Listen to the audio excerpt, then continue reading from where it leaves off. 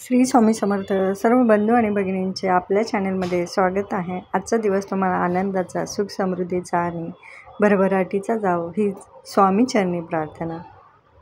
काल कुलदेवीच्या सुवासनी जेव घातलेलं, तर मला सत्याभाबीने आणि माझ्या बाकीच्याही मैत्रिणींनी खूप मदत केली. एकीने रस बनवला, तर एकीने छान अशा कुरडई, भजे, पापड तळले, तर बाकी दोघी तिघींनी मला साडी वगैरे घालूपर्यंत त्यांनी ताटं बनवलेले. म्हणजे त्यांनी या गोष्टीला मला भरपूर प्रमाणात मदत केलेली आणि माझे कामही पटापट झालेली. तर थँक्यू सगळ्यांना, ताईंना, माझ्या मैत्रिणींना, की त्यांनी मला कामात मदत केलेली. तर दुसऱ्या दिवशी सकाळी चहा केला गरमागरम आणि शेंगाही भाजलेला. पावसाचा दिवस चालू आहे आणि आधीला क्लासला जायचं होतं, तर त्याची टायकोंडोची एक्झाम होती. तर एक्झामसाठी त्याला थोडंसं दूर जायचं होतं.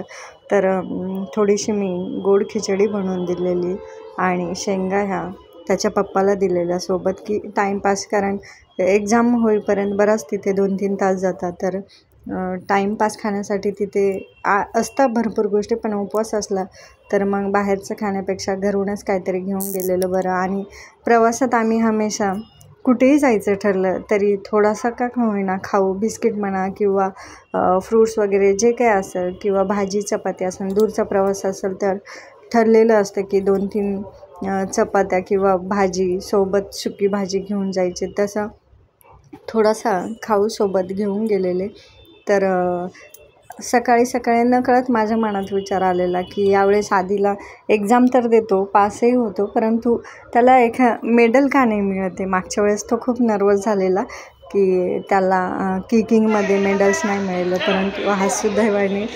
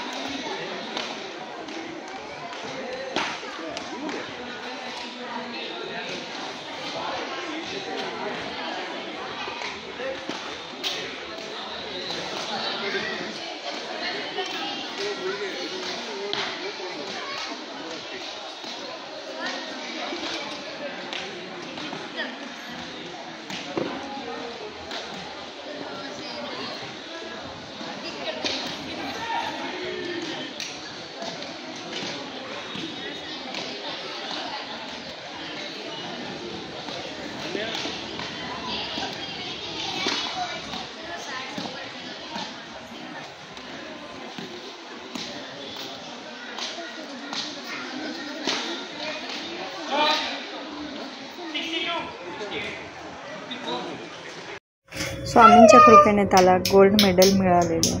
तर तो खूप खुश होता आणि आम्ही खूप आनंदी होतो. तर तो दुपारी घरी आलेला आणि झोपलेला. तर आमचं बऱ्याच दिवसापासून मैत्रिणींचं ठरलेलं होतं की इस्कॉन टेम्पलला जायचं. तर आज फायनली अचानक ठरलेलं की आपण टेम्पलला जाऊया. तर म्हटलं चला ठीक आहे.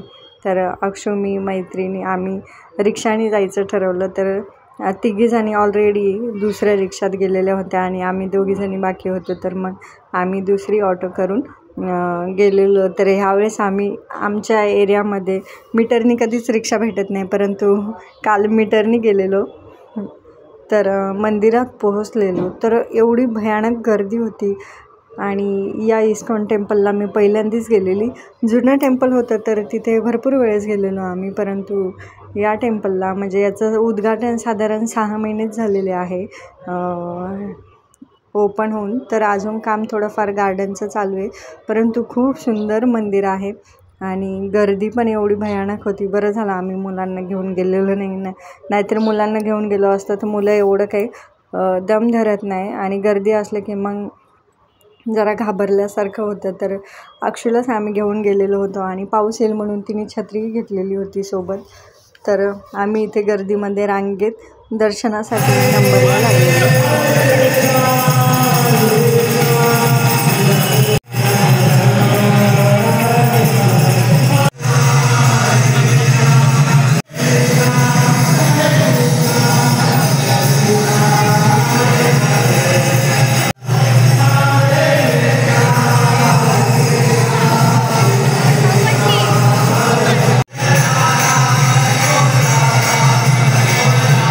जेव्हा मी मूर्तीकडे बघत होते तर तेव्हा साक्षात राधामाई आपल्याला हसताना दिसलेली, आणि इथे जेव्हा मी मोबाईलमध्ये घेतला ना तर तेवढा प्रकाश अचानक प्रकाश पडल्यासारखं झालं. त्या ठिकाणी काहीच नाही, असं तुम्हाला व्हिडिओमध्ये पण दिसेल.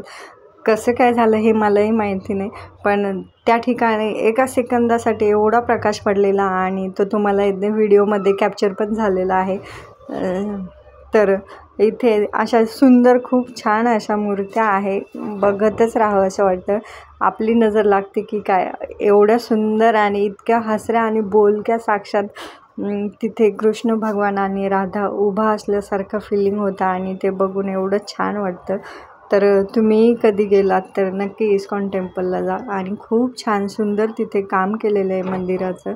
तर आम्ही बाहेर आल्याच्या नंतर इथे समोरून म्हणजे मंदिरातून हा सगळा गार्डनचा एरिया आहे, आणि पलीकडच्या साईडला जे डोंगर आहे त्याच्यावरती पांडवकड असं म्हटलं जातं की इथे खूप मोठा एक वॉटरफॉल धबधबा आहे. तर इतिहासात असं सांगितलं आहे की पांडव जंगलात आले तेव्हा या धबधब्याखाली त्यांनी स्नान केलेलं आहे, आणि या पांडवकड्याच्या तिथे एक खूप मोठा बोगदा आहे. तर त्यातून हे पांडव आले होते, म्हणून या धबधब्याचं नाव पांडवकड असं ठेवण्यात आलेलं आहे. तर साधारण 107 मीटर उंचीचा हा पांडवकड आहे. तर खाली हा पसरट भाग आहे, परंतु खूप उंचावरून हा धबधबा आहे आणि खूप निसर्गरम्य आहे. तर तुम्ही कधी गेलात तर नक्की या पांडवकड्याला भेट द्या. आणि नंतर मग आम्ही खाली उतरलेलो. तर खाली उतरल्याच्या नंतर इथे एक शॉप आहे, तर तिथे खूप सुंदर सुंदर अशा फोटो होते, फ्रेम होते, कानाचे कपडे होते, बासरी होती, विठ्ठल रुक्माईंचे फोटो होते, खूप सुंदर सुंदर मूर्त्या होत्या. तर ज्यांना कोणाला घ्यायचं होतं त्यांनी घेतलेलं, आणि आम्ही बाहेर आलेलो शॉपच्या. तर अचानक खूप जोराचा पाऊस आलेला. तर हा सगळा जो भाग दिसतो तो प्रसादाचा भाग आहे. तर आम्ही पाऊस थांबल्याच्या नंतर खाली उतरून प्रसाद घ्यायला आलेलो. तर इथे सगळ्यांनी छान असा प्रसाद घेतलेला, आणि नंतर आम्ही बाहेर निघालेलो. तर संध्याकाळची वेळ होती तरीही खूप गर्दी होती, आणि संध्याकाळची वेळ असले की अजूनच सुंदर दिसत होतं. तर आम्ही बाहेर आल्याच्या नंतर थोडासा रस घेतलेला. अक्षूसाठी तिथे आम्ही कँडी घेतलेली, आणि बाकीच्या मैत्रिणी होत्या त्यांना रिक्षा भेटलेली. तर त्या रिक्षाने निघून आल्या, कारण एका रिक्षामध्ये साधारण 3 व्यक्तींनाच घेता, आणि आम्ही 5 जणी होतो. तर आम्हा दोघींना थांबावं लागलेलं. तर त्यांना रिक्षा सहज इझिली मिळून गेली. जातानाही त्यांना लवकर भेटली, परंतु आम्हाला काही लवकर जातानाही नाही भेटली, आणि येताना तर आमचे इतके भयानक हाल झालेले. तर रिक्षाची वाट बघण्यासाठी आम्ही 6 वाजता थांबलेलो तिथे मंदिराच्या बाहेर. तर आम्हाला घरी यायला 8 वाजले, म्हणजे 2 तास आमचे रिक्षाची वाट बघण्यात गेले. आम्ही ओला पण बुक केलेली, तर 2दा आम्हाला ओला पण कॅन्सल करावी लागली. ओला म्हणजे लोकेशनच दुसरं सेंड झालेलं, आणि त्यातल्या त्यात आम्हाला फाईन पण बसलेला ओलाचा. तर सुदैवाने एक ओला आमची बुक झालेली रिक्षा. तर मग आम्ही संध्याकाळी 8 वाजता घरी आलेलो, आणि खूप थकलेलो होतो. तर अक्षू पण त्या पावसाच्या याच्यामुळे वातावरणात आणि त्या गारव्यामुळे तिलाही रिक्षामध्ये झोप लागलेली. तर असा आमचा आजचा प्रवास झालेला. तर आजचा व्हिडिओ तुम्हाला कसा वाटला तो नक्की कमेंट करून सांगा, आणि उद्याच्या व्हिडिओमध्ये नक्की भेटूया. श्री स्वामी समर्थ.